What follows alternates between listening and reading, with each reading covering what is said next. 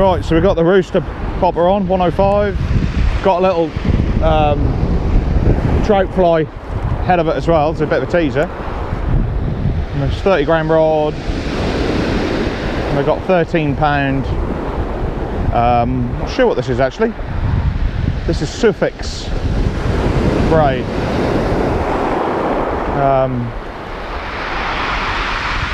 First time I've used this reel. I'm using a new reel as well, Penn Battle 3000. So hooks are sharp. Got a slight wind in my face, which has stopped me a little bit distance, plus the fly. First time I've tried a teaser with a popper. That's got a better cast. So with the braid, if you're using a popper or anything on the surface, you've got to use braid to get more response out of that dish. But they'll come on just a straight retrieve. But if you want to sort of act out the injured bait fish, you need the braid to get the dish to work, to get it to spit the water, you see. But if you've got mono, it's not the end of the world. It will come on a straight retrieve. And it's the first time I use this braid, so hopefully I won't get no wind knots. Now what I've done, I've deliberately not filled the drum, the spool so much with backing line, so there's more resistance when the braid comes off the spool. So all we're doing, we're just walking along the beach. Now right here is all serious rough ground. There's actually been some divers off here today, which is good news because that means that its visibility's improved a bit. Although they were saying it weren't great compared to what it can be like, but that's certainly good enough for bass. Now that's getting enough distance there. And I've got a trout lure there, razor sharp hook on that small lure. Sometimes what I find is when you fish a teaser lure, they'll go for the small teaser fly. I've only ever had one other bass grab a fly like in this scenario, and it bust me off. The initial hook up, he just snapped it off, but that was probably I was using a little bit of cheap shitty line to attach it with. Wasn't really thinking what I was doing, but I've got a micro swivel there now. So to try and survive that the initial sort of splash and take. But I've got another lure in my tackle box I haven't used yet. It's the Pachenko. But I was just thought I had quite a lot of bass on this Roosta Popper, so I always start with what I think will do it. Now, if the water was a bit muckier than this, I'd put on my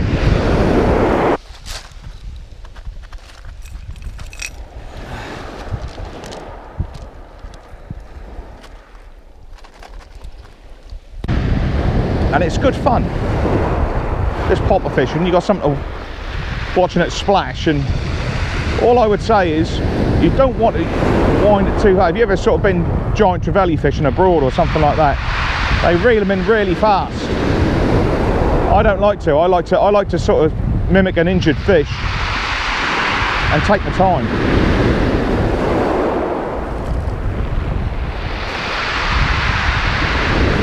And if a bass really wants it, he will crash into it, no question, no question. So the trace I've got is Amnesia 15 pound. But sometimes from the initial cast, when your lure splashes and hits the water, sometimes you can get a take straight away. That's just the initial vibration and the noise of the lure smacking in an area where the bass is underneath.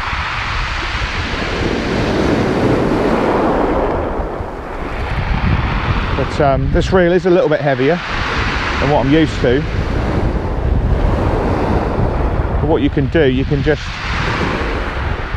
use the weight of the reel and the rod on the actual line as you retrieve it, so you don't get such a tired arm. But it's important you just keep going. And if you obviously haven't had nothing for ages, you just, you know, have a 5-minute rest or whatever. But you'll probably be looking to probably do 300 or 400 casts in a session, maybe more.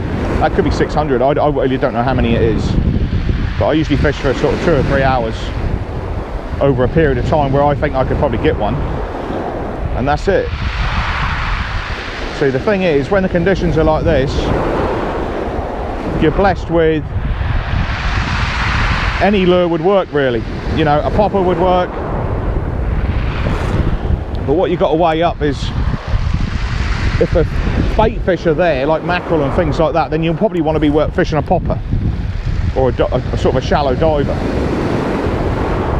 And if they're not there and they're feeding on sand eels, then you probably want something like a Savage Gear sand eel on, where you're sort of metal, where you're sort of, you know, you're mimicking its prey each time. But saying that, when the conditions are right, like this, you should get them on a popper, even if the mackerel aren't in.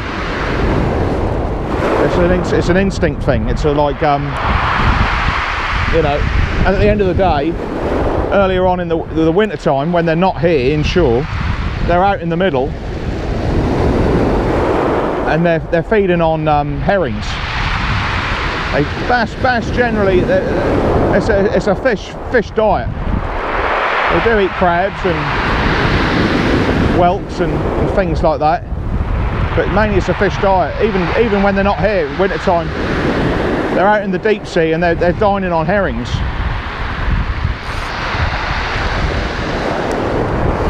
The charter boat skipper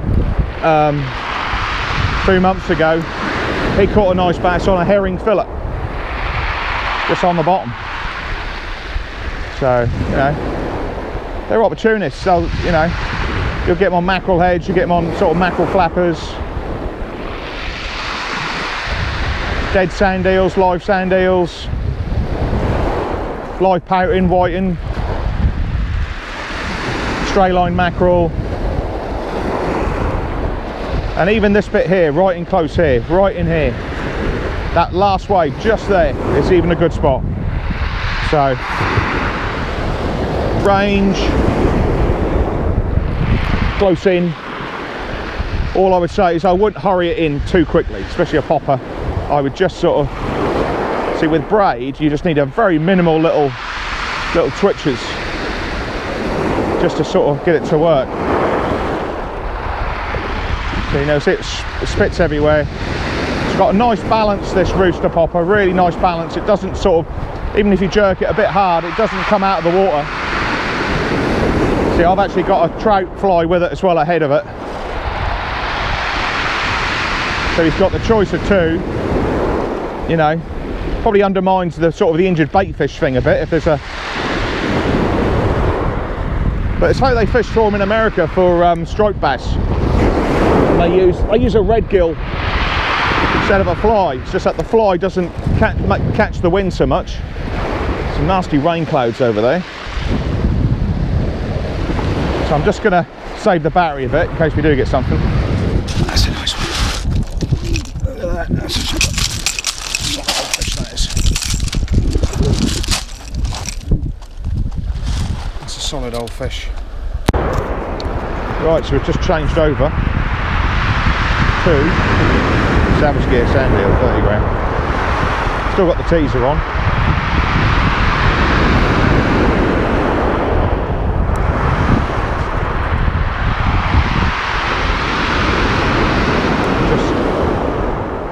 Let it sink a little bit. Don't want to sink too long, just snaggy out there. We've got trebles on. I don't want to lose it. And just a straight retrieve, really. You can sort of just twitch it. And when you twitch it on the reverse, it sort of spins backwards. It's got a nice effect. You see the rod tip just twanging away there with the braid. Now the teaser Doesn't really matter if you've got it on or not. I mean, I sometimes have it on, sometimes I don't. The lure works just as well on its own. More often than not, they'll just take the lure, but every once in a while you will get one on retrieval. So it's quite a fast retrieve reel, so I'm not winding too fast.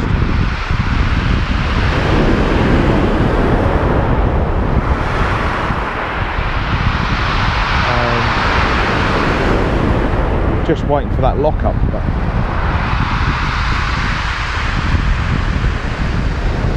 I think the important thing is when you're going through the motions of just sort of searching the ground, it's important that once you've had a few casts in an area, just move 10 yards along on the beach. But I found I've stayed put on a mark, and I found at a certain time of the tide, when the sun is virtually gone down, the fish sort of seem to arrive. They're there for about 15 minutes, they're whacking into the little bait fish, and then it's all gone. You know, you were fishing for all those hours, and when a pod shoal sort of just turned up. So, but I still find that the best way is to to cover ground. That's if your mark is long. I mean, this whole beach here is all reef, so it doesn't really matter where you go. So I literally you get a lot of public up that end acting a fool, so I generally come up out of the way. It's quite good for mackerel here as well when they're in. Stray line of mackerel, or so you can catch some sand eels on a sabiki, you can live bait with them. Probably the best technique to live bait with a sand eel is to use an ounce bomb and just have it anchored on the bottom. So you won't have to, so if you stray line with it, you'll end up, a lot of tide here, you end up walking ages, just walking up and down with it. So if it's on the bottom, you won't have to walk at such a faster pace. You almost stay where you are. But both will get, and if you can't get hold of them, fish one of these. It's the same thing. Nearest bugger it.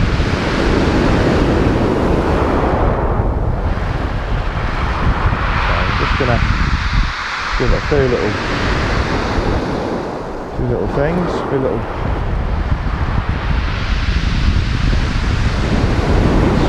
being a bit methodical with it, really.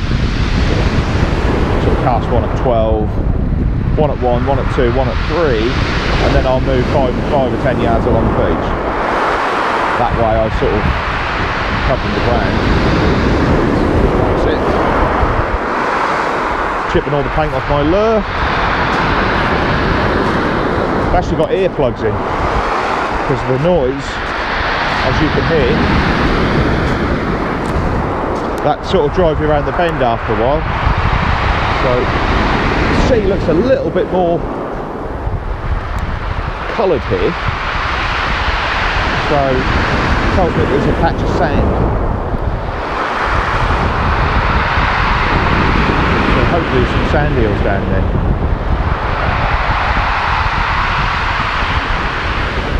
But if you don't get one, it's it's not the end of the world. It's a lovely afternoon,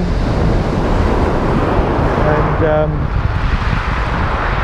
there you go. You just got to be in it to win it. Bonus fish here. Could get cool fish. Had cool fish here before. Mackerel, bass, obviously. You could get codlin like this as well.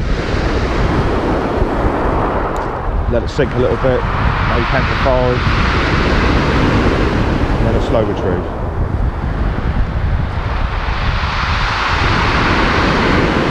Some snaggy marl out there, short beds. I do fish it rotten bottom gear with a ledger sometimes. There's a lot of brown crabs on it. Pouting. I generally find the same sort of species on it as you would do if you fish the sand a bit further along, but you could run into quite a good bass on this get some hook hound on it as well. Like I say, you could get a good bass on it. So it's worth a punt every now and again, and it's something different. You do lose a little bit of gear, it's not too bad. I've got the rotten bottom video on my website if you have a look. How to do that. Something a bit different.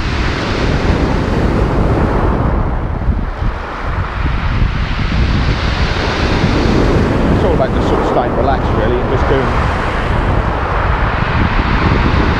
keep the gear working. Don't panic if you're not getting them, even in the conditions.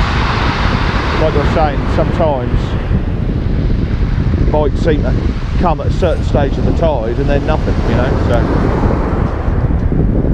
try and anticipate when that will be. So it's important that when you're struggling for bikes, just keep doing the basics well, just keep ticking over, keep doing it. Try a few different lures if you like. I genuinely believe bass will pretty much take any lure really.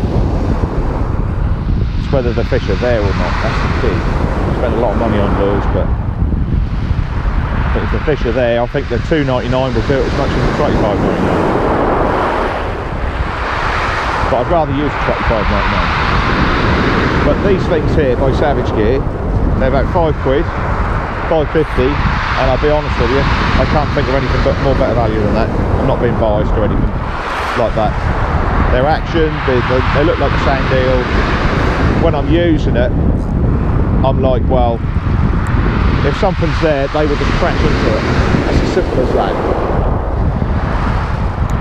Cast well. Watch out.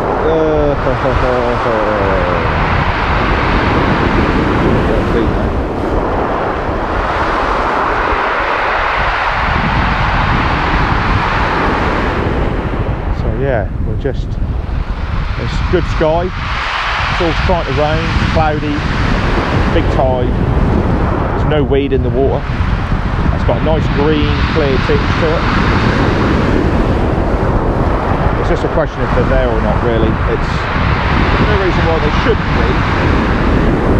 Let's just pull on the lure a little bit there, there's no reason why they shouldn't be. All the charter skippers are sort of doing a lot of bank fishing trips now for bass, so a few of them are probably, quite a lot of good bass are probably, you know, are on those.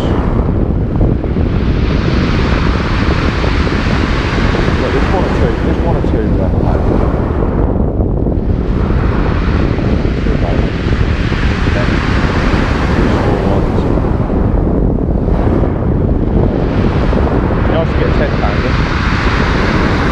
Biggest is 7 3/4 off the beach anyway. Wind them quickly there. Tide's coming in.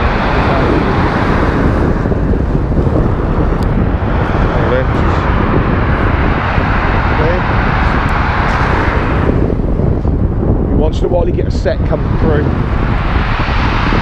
One or two slightly bigger waves, just got to be a little bit careful.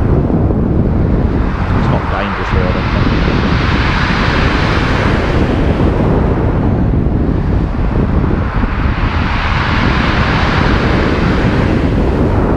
You'd always wear a little, you know, gas changing life jacket if you're feeling a little bit sort of insecure about falling in. About 50 quid. Just trying to check the trebles there. What I do is have a think of bits. Just take time out and just put my finger over it. As long as they're behaving like a needle, that's what you need.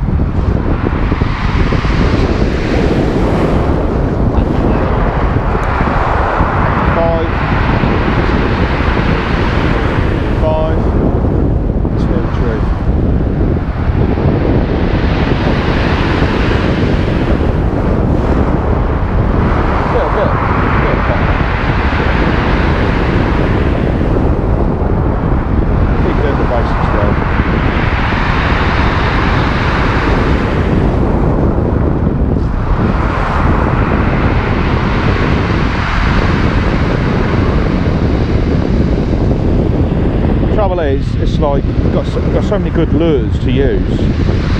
I sort of, you know, the gear I just had on, that popper, I mean I've had fish on that, I've had fish on this, I've got a little silver one in there, I had fish on that, that's a lot more subtle, I've had fish on that. Chenko, I've got a lure similar to the Chenko and I've had lures on that. But I'd rather be using something like that once the mackerel have been here. It's clear, but it's not sort of something with a bit of colour on it. That's why I'm using this. It swells me. So the wind was going to get a little bit.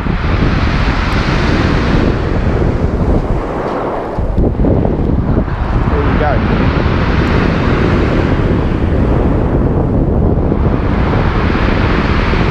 Get our session before we actually drenched.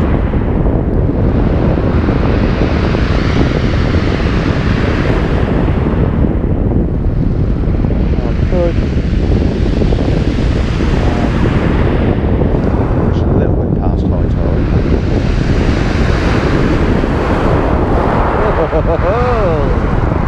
That freaks. Not a big wave.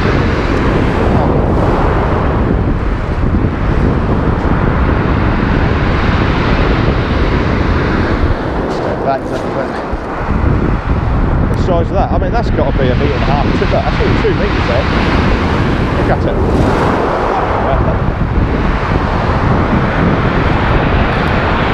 Bloody hell, look at them, look. That's incredible, isn't it? Why is that one in a red one? Because that's all I had. Right. So how do you know they're yours? That's why I put them on. What, the black ones? Well, no, only what that's how you identify you. It's up to you to identify your fish, isn't it? Right.